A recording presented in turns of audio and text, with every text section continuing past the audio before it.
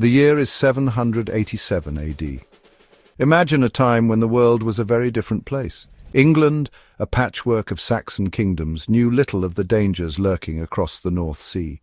Then, whispers travelled on the salty breeze. Strangers were approaching. 3 longships, sleek and deadly, slid onto the shores of Dorset. Out stepped the Vikings, not as bloodthirsty berserkers, but as traders and explorers. A local official, a man named Baderherd, rode up, eager to question these newcomers. He sought their business and demanded taxes in the name of the king. This encounter, seemingly unremarkable, would be etched in the annals of history. It marked the arrival of the Vikings, forever changing the course of England's fate.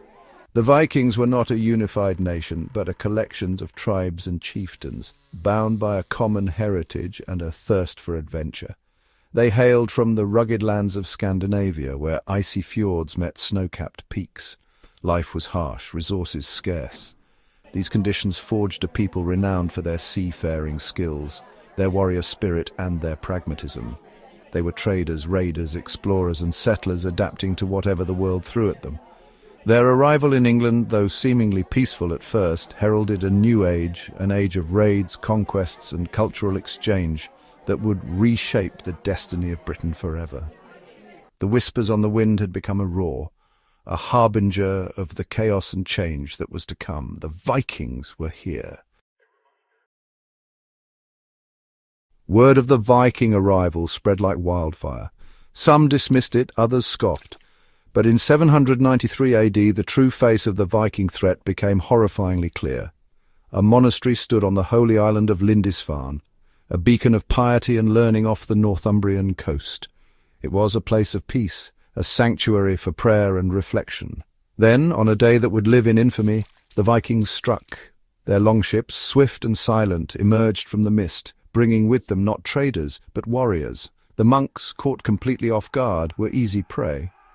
The Vikings descended upon Lindisfarne, their axes gleaming under a cold sun. They pillaged the monastery, carrying off gold, silver and religious relics. But their savagery went beyond mere plunder. They desecrated holy sites, slaughtered monks, and cast the island into chaos.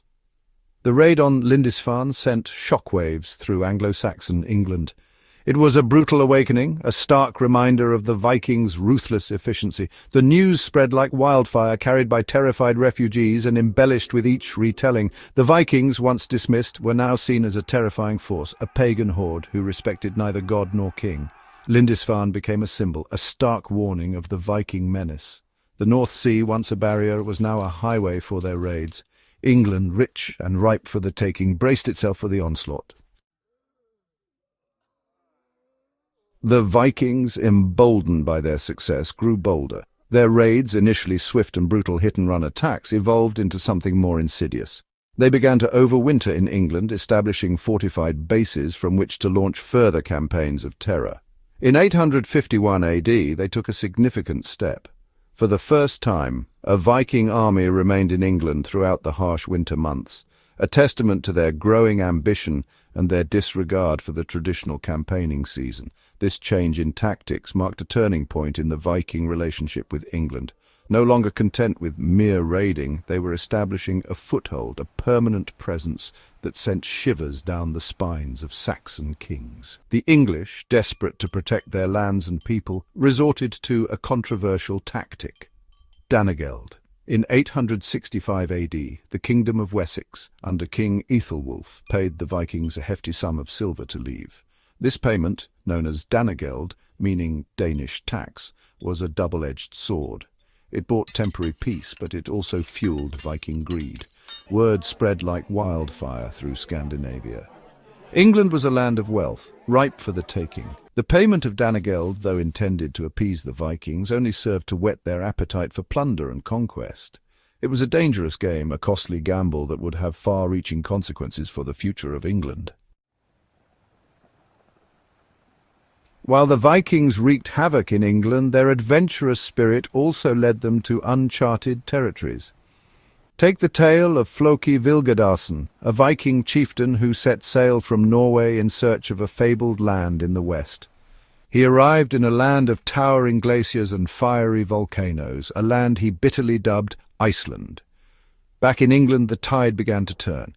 Alfred the Great, King of Wessex, rose to challenge the Viking might. In 871 AD, he fought 6 major battles against the Vikings, culminating in a decisive victory at the Battle of Edington. Alfred's victory was more than just a military triumph. It was a turning point in English history. He pushed back against the Viking advance and laid the groundwork for a unified England. He reformed the English army, built a network of fortified towns, and fostered a revival of learning and culture. His victory over the Viking leader Guthrum in 878 AD led to the Treaty of Wedmore, which divided England, leaving the north and east under Viking control, Danelaw, while Alfred ruled Wessex in the south.